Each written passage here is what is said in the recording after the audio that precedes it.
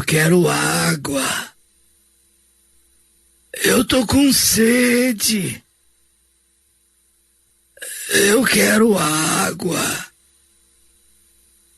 Me dá um pouco d'água. Eu tô com sede. A história que eu vou narrar agora aconteceu há cerca de 2 anos.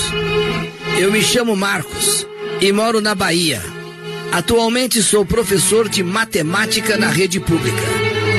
Em 2022, iniciei uma pesquisa para o mestrado que tinha como tema os saberes numéricos de lavradores, agricultores e vaqueiros. Resumidamente, eu iria investigar como sujeitos, como pessoas sem formação escolar faziam para calcular e mesmo sem domínio das fórmulas acadêmicas chegarem a resultados positivos. Como? Às vezes a pessoa não sabe ler, não sabe escrever, mas sabe negociar. Pensando nisso, resolvi pesquisar documentos e registros nos arquivos da minha família e até entrevistar pessoas na propriedade rural que pertencia ao meu avô. Sou filho, neto e bisneto de agricultores. E o sítio do meu avô me pareceu um lugar adequado para iniciar o meu trabalho. O sítio do meu avô Ângelo foi herdado do pai dele, Firmino. Aliás, eu nunca tive curiosidade a respeito do meu bisavô, o patriarca da família. Sinceramente, eu nem cheguei a conhecê-lo e nunca também me interessei, não sei por qual razão, por qual motivo, mas nunca me interessei em saber mais sobre ele, meu bisavô. Eu apenas sabia que ele se chamava Firmino e que prosperou criando gado leiteiro e plantando cereais. Para iniciar a minha pesquisa, eu decidi passar um fim de semana no sítio do meu avô. A casa do sítio ficava fechada. Meu avô, já com bastante idade, morava na cidade. Perto do sítio só moravam umas 2 famílias. E um dos membros dessa família, de uma dessas 2 famílias, tomava conta do sítio. E o nome dele era Manuel. Esse rapaz ia lá quase todos os dias. Molhava as plantas, limpava o quintal, apanhava frutas no pomar. Às vezes, plantava milho no terreno, colhia milho quando chegava a época da colheita, verificava se a casa estava precisando de algum reparo. Ele era o cuidador da propriedade. Meu avô tinha muito apego à propriedade onde ele nasceu e foi criado, e por isso não queria que ela se deteriorasse. Quando eu cheguei ao local, conforme o meu avô Ângelo havia me orientado, procurei o seu Manuel para pegar a chave e receber algumas instruções sobre o funcionamento da casa. A estrada estava diferente. Eu não passava ali há muitos anos. A última vez que eu visitei o sítio do meu avô foi em 2009. Passamos ali um Réveillon e eu estava com 15 anos na época. Hoje eu tenho 30. Cheguei, fui até a casa do seu Manuel, conversei com ele, peguei a chave. Ele até comentou que eu estava diferente, porque ele se lembrava de mim quando eu ainda era criança. Ele falou: poxa, como você mudou, tá um moço bonito, né? Tá um moço grande, forte. Seu Manuel então me explicou como sabia que eu iria. Ele deixou a casa toda limpa com a ajuda da esposa dele. Ele tinha sido avisado, né? Olha, o meu neto vai até aí. Então ele limpou a casa, preparou a casa. Deixei minha mala no quarto e fui visitar outros espaços da propriedade. Abri alguns armários, remexi algumas gavetas, li alguns documentos. Era uma propriedade que eu conhecia, mas isso de muitos anos que eu não vinha ali, muitos anos atrás. E agora eu tô recordando, tô relembrando, né? Queria encontrar, inclusive, cadernos de anotações, listas de compra, recibos de pagamento, planejamentos, sabe? Planejamentos realizados pelos meus antepassados, que indicassem o jeito que eles usavam, né? O que eles usavam para realizar cálculos, né? Cheguei ao sítio por volta das 13 horas.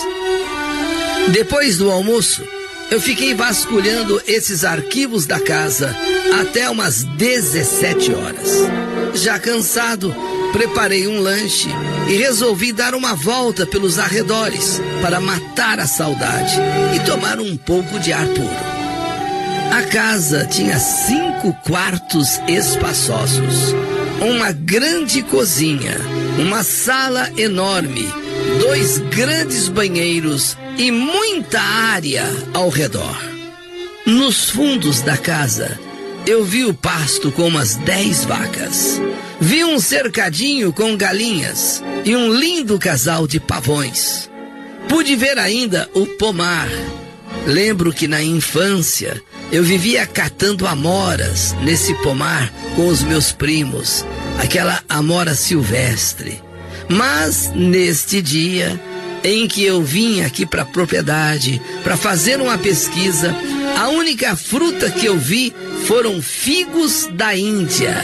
Sim, aqui na Bahia, na região do sítio, a gente aprecia muito esse fruto espinhoso, figo da Índia, espinhoso e polpudo, que também serve de comida para o gado. Numa área mais afastada da casa, havia uma árvore enorme que chamava a atenção. Não sei qual o nome científico da árvore, mas para nós ali, nessas bandas, era chamada de tatarena. O nome que nós damos para aquela árvore é de tatarena. Fui caminhando até essa árvore e vi que, assim, logo ao lado dela, havia um local em que a mata era um pouquinho mais fechada, era um pouco mais densa. Fui entrando pela vegetação sem medo de me perder, afinal, a mata não era tão grande assim e não era tão alta assim, mas fui entrando no meio do mato. À medida que eu fui me deslizando entre as árvores secas, notei que o sol começou a se pôr. Mas como eu estava com o celular e a lanterna do celular era potente, eu não me preocupei. Mesmo que escureça um pouco, eu ligo a lanterna do celular. Na verdade, eu nunca fui um sujeito medroso ou cheio de preocupações, nada disso. Mas confesso que depois desse dia, ou melhor, depois dessa noite, tudo mudou. No meio daquela pequena mata, daquele pequeno bosque, havia uma clareira. E nessa clareira, um enorme tanque de barro. Aqui na Bahia, no passado, as famílias costumavam ter tanques de barro para captar águas da chuva e usá-las quando a estiagem chegasse. Então aqueles enormes tanques de barro, quando chovia, ali ficava estocada a água. Sim, na propriedade do meu avô, por exemplo, não havia rio assim por perto. Hoje a casa tem água encanada, mas por muito tempo a família dependeu do tanque para sobreviver. Trata-se de um grandioso, mas um enorme buraco cavado no chão, em uma área cujas argilas impedem que o líquido seja tragado pelo solo. Vocês imaginem, olha, uma caixa d'água enorme, mas muito grande mesmo, mas na argila. Quer dizer, a água cai ali, ela não desce, ela não, sabe? Então ela fica ali como que armazenada. É um grande buraco no chão em cujas argilas impedem que o líquido seja tragado pelo solo. Por isso, não é toda a terra que serve para se fazer um tanque assim. Um tanque é como um açude. Um tanque é como uma barragem.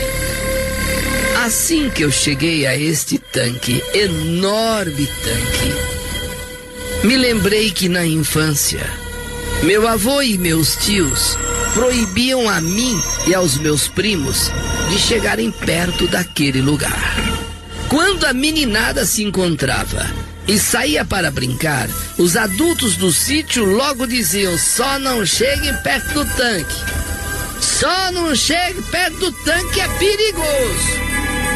E agora, eu, quantos anos depois, estou ali. Eu, sozinho, e o tanque. Um diante do outro. O tanque e eu e o tanque. Eu que tantas vezes quis vir aqui no tanque, mas não pude, nem eu nem meus primos, porque éramos proibidos. O tanque é perigoso. Não se achega perto do tanque, o tanque é perigoso. Agora não, agora tá eu e o tanque. Apesar de todos aqueles anos e de eu já ser homem feito, eu me senti até como se estivesse violando uma regra. Eu sorri sozinho, sabe? Era proibido e agora eu tô ali. Agora homem feito, mas é como se eu ainda estivesse burlando, né? Uma regra, uma lei, né? Então eu sorri sozinho, eu ali, diante do tanque. Ao mesmo tempo, talvez por causa do medo que me incutiram na cabeça, na minha mente, quando eu era criança. É engraçado, eu tive a sensação de estar ali perto daquele enorme tanque. Eu tive uma sensação de estar sendo observado. Sabe aquela coisa que te colocam na cabeça? Cuidado com aquilo, cuidado. Não sei, parece que eu estava ali me sentindo como que eu estivesse violando, né, uma regra, como se eu estivesse desobedecendo alguma coisa, e ao mesmo tempo eu me senti como se eu estivesse sendo observado. Sabe quando você se sente observado? E de repente, como se alguém tivesse pisado num galho seco. Imaginem um pisar num galho seco, o barulho, aquele crack, crack, crack. Sabe quando alguém pisa em um galho seco? Eu olhei para os lados e pensei que pudesse ser algum animal. Mas reparei que não havia vida naquele local.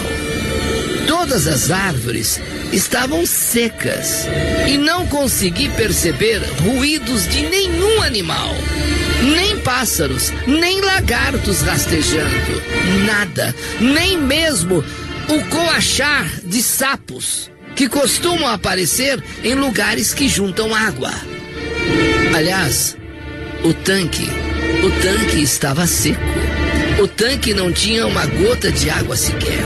E o mais estranho é que tinha chovido muito na última semana, mas as árvores ao redor do tanque estavam ressequidas. E o fundo do buraco do tanque estava completamente seco. E como o sol já dizia adeus, como o sol já estava se pondo bem no finalzinho, já dizendo adeus, e logo iria escurecer completamente, resolvi voltar então para casa do sítio. E é nesse momento que eu fui surpreendido com uma voz rouca, velha e queixosa. Eu quero água. Eu tô com sede. Água. Eu tô com sede.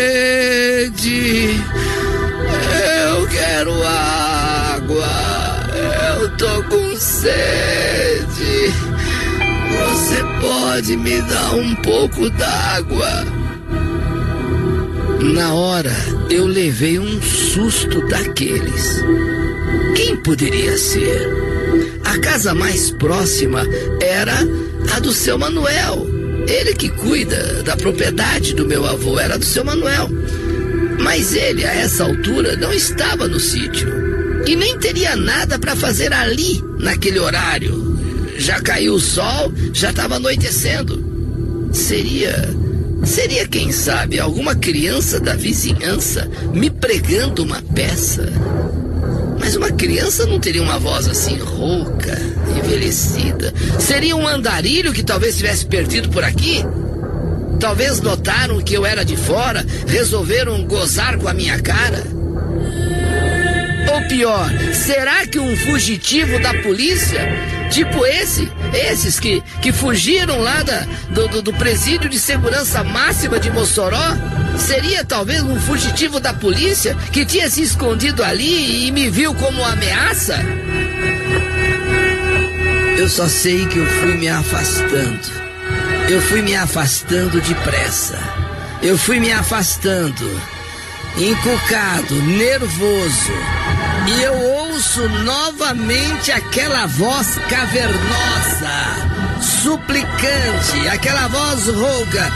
Eu quero água. Eu tô com sede. Eu quero água. Me dá um pouco d'água, por favor. Eu tô com sede. Num ímpeto, eu me voltei para trás e vi a cena mais aterrorizante da minha vida.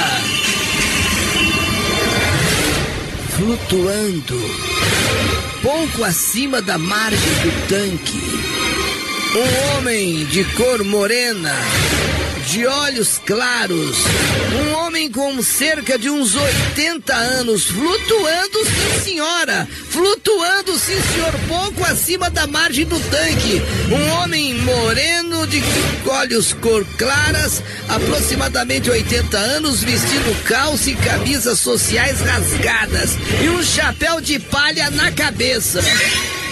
Ele não parecia o que geralmente dizem a respeito de um fantasma. Não, ele não parecia, sabe, um fantasma. Ele não tinha luz ao redor dele, sabe, um fantasma que pudesse, não. As únicas características sobrenaturais eram a voz cavernosa e ele flutuando. Como pode uma pessoa flutuar? Notei ainda que ele era muito magro, tinha os lábios rachados de sede e estavam tão rachados que pareciam sangrar. Eu saí dali correndo e fui me enroscando na vegetação ressecada. Eu fui correndo e enrascava aqui, enroscava ali, pulava aqui, pulava lá. Era galho aqui, era galho ali. E sabe, eu correndo e corri o quanto pude. E quando cheguei à casa do sítio, eu tava sem ar. Mas quem é que não correria? Quem é que não iria disparar numa corrida depois de ter visto aquela cena? Eu até rasguei a camisa em um daqueles galhos pontiagudos secos. Eu me arranhei inteiro. A noite já tinha caído e eu me vi lavado de tanto suor da corrida que eu tive. Agora, uma vez ali na casa da propriedade, um silêncio total. Vez ou outra se ouvia um pio de coruja. Vez ou outra se escutava um pio de coruja. E lá longe, em meio à escuridão, uma luzinha. Era a casa do seu Manuel.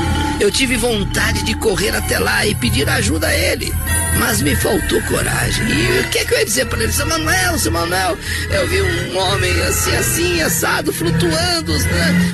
Eu nem ia acreditar.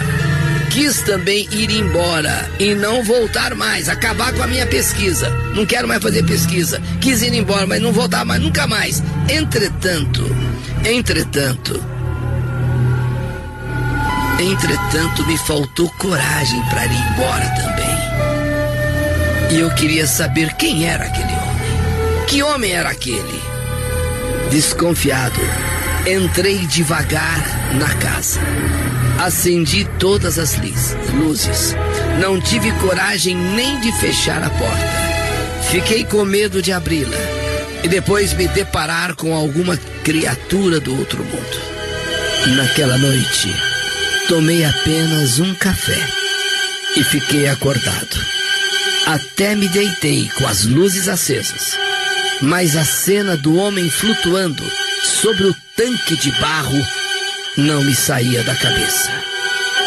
Na manhã seguinte, por volta das 8 horas, ouvi um cantarolar e o barulho de palmas.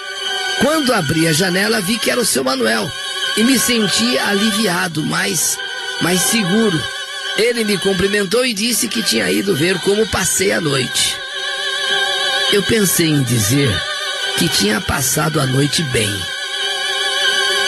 Eu era um professor, um rapaz estudado. Estava me preparando para dar aulas na universidade. Não ia pegar bem demonstrar que acredito em crendices, que acredito em contos do povo mais velho. Como é que eu ia dizer, eu sendo um professor, para um homem caboclo como aquele que eu vi uma pessoa flutuando, sabe? Mas a experiência vivida que tive não me deixou mentir. De um lado, eu quis dizer que tinha tido uma ótima noite. Como é que eu ia me abrir para aquela pessoa, aquele caboclo? De outro lado, a minha vida, a vida que eu sempre tive, não me deixou mentir. Eu contei tudo para o seu Manuel, que me ouviu com atenção. E à medida que eu contava, seu Manuel foi ficando mais sério. E por fim, disse que eu não era o primeiro a ver aquilo. Seu Manuel, eu cheguei a pensar que era alguém brincando comigo, fazendo, sabe, me zoando. Ô, doutor, não é não. Se o senhor quer saber, eu mesmo já vi essa assombração. Por isso eu evito chegar perto daquelas bandas do tanque. Eu acho até que a proibição dos adultos na sua época de criança nem era só por causa do medo de afogamento. Era porque alguém já sabia dessa coisa que aparecia lá. Conversei muito com o seu Manuel e ele me disse que aquele fantasma possivelmente era o meu bisavô. Não tinha outra explicação.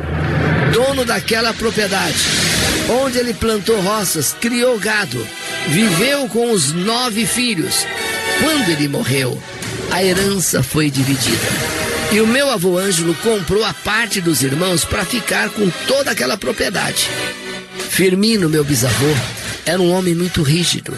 Quando ele saía, até varria o terreiro na frente da casa para ver se alguém ia deixar ou sair deixando rastros. Proibia as filhas de usarem roupas mais curtas e ainda determinava a quantidade de comida que a esposa deveria cozinhar. Manuel me contou também que ele era, sabe, também um benzedor. E se eu olhasse dentro de uma caixa guardada no depósito da casa, ainda encontraria algumas imagens já quebradas pelo tempo em que ele fazia benzeduras e até exorcismo. Sim, o meu bisavô, segundo diziam, até expulsava demônios, espírito maligno. Apesar de dar bênçãos, ser honesto e prezar pela reputação das filhas, meu bisavô também gostava de fazer o mal para alguns e nutria um ódio gigantesco por Sebastiana, uma das suas noras. Ninguém sabe ao certo por quê. Ele simplesmente não gostava dessa nora. E só não impediu o casamento dela com o filho Gilberto porque não pôde. Quando Sebastiana e Gilberto se casaram, eles foram morar perto da casa do meu bisavô e dependiam daquele tanque que ele construiu para matarem a sede. Porém, revoltado com Sebastiana, meu bisavô Firmino jogou litros e mais litros de creolina na água. Alguém já ouviu falar em creolina? Então, ele jogou litros e mais litros de creolina na água. Ele contaminou toda aquela água com creolina. Como ele não queria que Sebastiana, sua nora, inclusive estava grávida, fosse lá pegar água, ele resolveu prejudicar a vida de todos ali à volta, inclusive a dele mesmo. Aquele tanque abastecia muita gente, mas cheia de creolina, a água se tornava imprópria para o consumo. A atitude cruel do meu bisavô prejudicou a vida de muitos que precisaram ir buscar água muito longe, precisavam buscar muito longe para abastecerem suas famílias. E como a água se tornou escassa, muitos animais morreram. Pouco tempo depois desse episódio, meu bisavô também faleceu. Curiosamente, segundo me contou o seu Manuel, desde então, aquele reservatório natural nunca mais juntou água. Pode chover o quanto quiser, torrencialmente e por longos e longos dias, que a terra ali não segura mais a água. O solo suga todo o líquido que cai dentro do buraco instantes depois. Seu Manuel e os demais que já viram a assombração que clama por água acreditam que no além a alma do meu bisavô não encontrou descanso por ele ter cometido aquela crueldade. Negar o bem mais básico e necessário à vida, que é a água. E assim, o espírito dele, do meu bisavô, foi condenado a ficar preso naquele tanque, suplicando por água para todos aqueles que se aproximam do local. Eu quero água. Eu tô com sede. Por favor, água. Água. Eu tô com sede. Depois do ocorrido e depois de tudo que Manuel me contou, terminei minhas pesquisas e o tempo que fiquei por ali não me atrevi a voltar mais naquele tanque de água seco. Mas eu vi com esses olhos que a terra há de comer. Podem acreditar, eu vi, foi a coisa mais tenebrosa em toda a minha vida. Sim, aquele homem de cor escura, perto de uns 80 anos, flutuando, com suas vestes de roupas sociais rasgadas, com aquele chapéu na cabeça, e implorando, e clamando: água, eu tenho sede. Água, me dá um pouco d'água. Eu tô com sede, muita sede. Me dá um pouco d'água. Eu tô com sede. E pelo que dizem, assim será por toda a eternidade. Meu avô, desde que fez aquela crueldade, por causa de uma nora que ele não gostava, ele secou, ele contaminou aquele poço com creolina. Desde então, aquela água não serviu para mais nada. Ele morreu tempos depois. E até a eternidade, segundo dizem, ali estará o espírito dele clamando, implorando por água. Água, um pouco de água. Eu tô com sede, muita sede.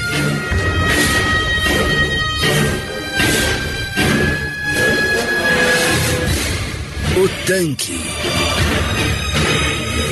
a creolina e o fantasma do meu bisavô.